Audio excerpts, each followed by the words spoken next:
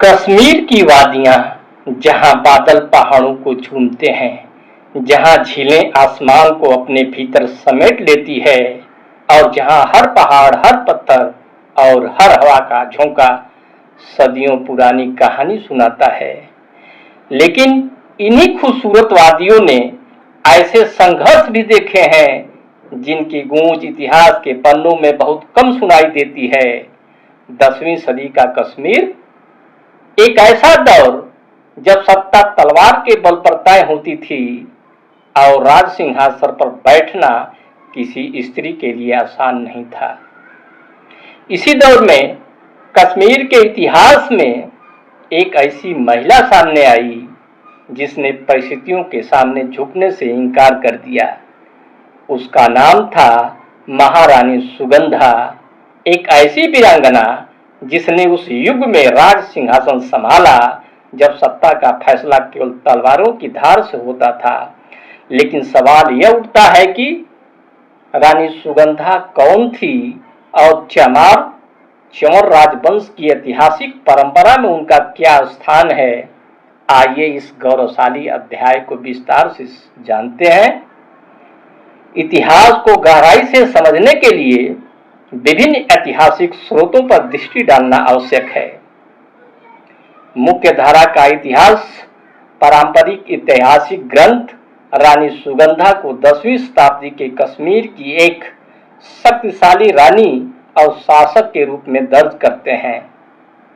सांस्कृतिक एवं सामाजिक इतिहासकार डॉक्टर राजकुमार अपनी पुस्तक हिस्ट्री ऑफ द चमार डेंसिटी में रानी सुगंधा के संबंध को चमार राजवंश की ऐतिहासिक परंपरा और गौरव से जोड़ते हैं। यह प्रस्तुति दोनों दृष्टिकोणों को सम्मान देते हुए रानी सुगंधा के अद्वितीय साहस और नेतृत्व क्षमता को रेखांकित करती है। सुगंधा का जन्म कश्मीर के एक प्रतिष्ठित कुल में हुआ था। बचपन से ही वह तेज, निडर और तीखी बुद्धि की थी। वे उन लड़कियों में से थी जो तलवार उठाने से नहीं डरती थी और शब्दों को भी तलवार की तरह चलाना जानती थी।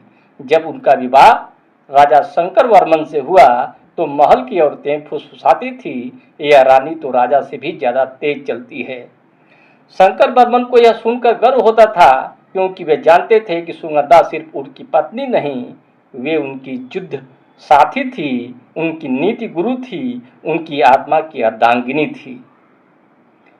सुगंधा युद्ध के मैदान में जाती तो दुश्मनों को लगता जैसे कोई शेरनी आ गई हो।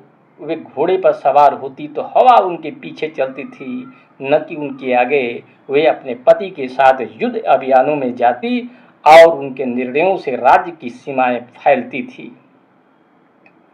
पर जीवन कभी सीधा नहीं होता है ना। जब हमें सब कुछ मिल जाता है तो वही क्षण वह होता है जब कुछ छीनने वाला होता है। वर्ष 902 ईस्वी राजा शंकर वर्मन युद्ध में घायल हो गए। वह घाव ऐसा था जो भरने वाला नहीं था।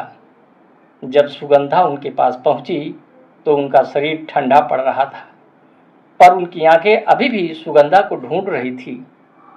उन्होंने कांपते हाथ से सुगंधा का हाथ पकड़ा और कहा, मैं जाने वाला हूं सुगंधा, तुम्हें अब भी बहुत कुछ करना है। सुगंधा रो पड़ी। पहली बार, इससे पहले उन्होंने कभी किसी के सामने नहीं रोया था। उन्होंने कहा, मैं तुम्हारे बिना नहीं रह सकती, मुझे तुम्हारे साथ चलने दो। शंकर वर्मन ने उनका चेहरा थामा। तुम्हें नहीं आना है सुगंधा, तुम्हें रुकना है। हमारा बेटा अभी बच्चा है। कश्मीर को एक माँ की जरूरत है, एक रानी की नहीं। मुझसे वादा करो, तुम सती नहीं होगी, तुम राज्य संभालोगी, तुम मेरी आखिरी इच्छा पूरी करोगी। सुगंधा ने उस रात अपने पति के हाथों को अपने हथेलियों में समेटे रखा जब तक वे ठंडे न हो गए और उनकी आंखें बंद न हो गई। तब उन्होंने कहा, तुम जाओ मेरे राजा, पर मैं तुम्हारी याद को, तुम्हारी इच्छा को और तुम्हारे राज्य को, तीनों को जीवित रखूंगी।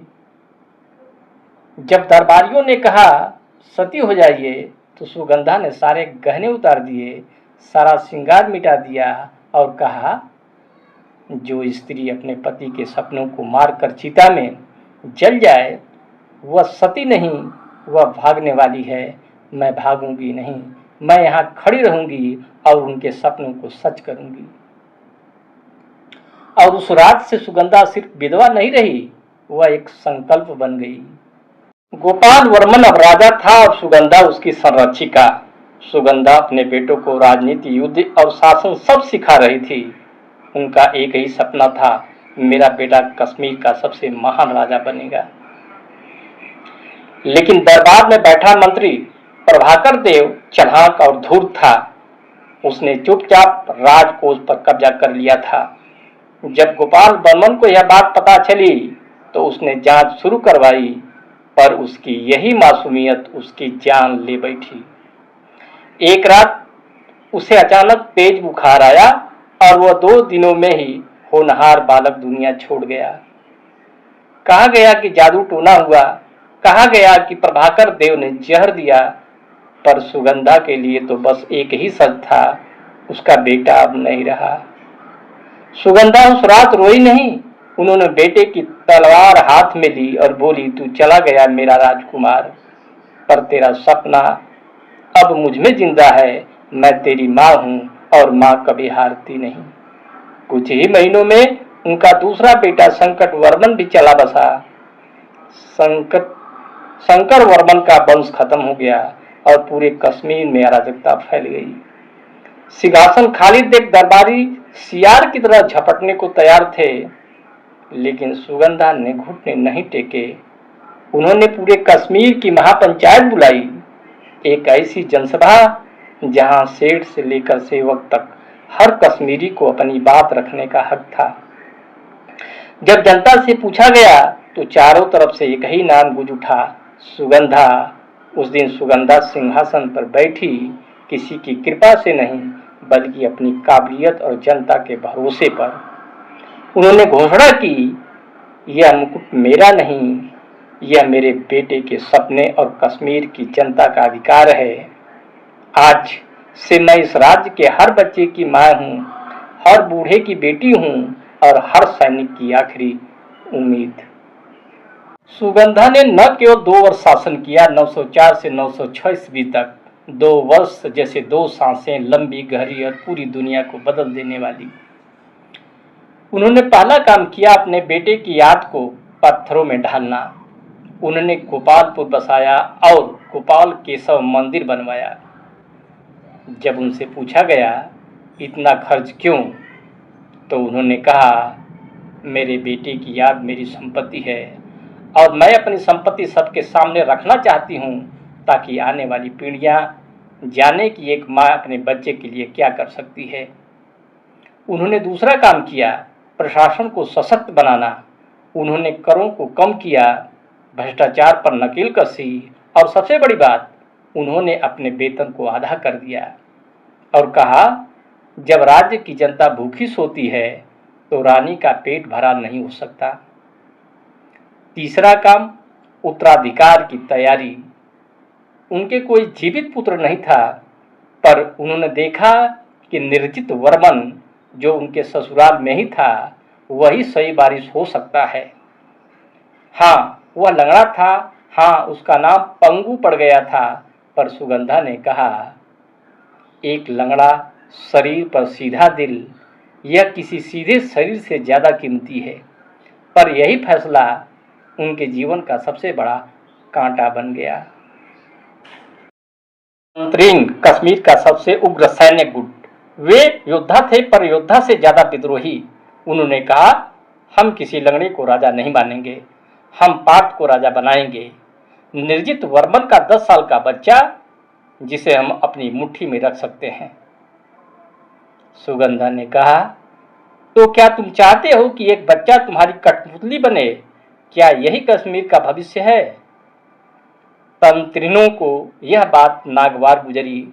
उन्होंने एकांगों के साथ युद्ध छेड़ दिया और 906 ईस्वी में उन्होंने सुगंधा को हरा दिया। निर्जित वर्मन भाग गया और पार्थ को गद्दी पर बिठा दिया गया। सुगंधा ने आत्मसमर्पण नहीं किया। वे हस्कापुर गई, जो आज उस्कुर कहलाता है। वहां उन्होंने 8 साल बिताए, निर्वासन में, अकेले, पर हारी नहीं। वे प्रतिदिन सुबह उठती, उत्तर की दिशा की ओर देखती जहां उनका श्रीनगर था, और कहती, मैं एक दिन लौटूंगी, भले ही लाश बनकर, पर उस राज्य के लिए जो मेरी सांसों की तरह है।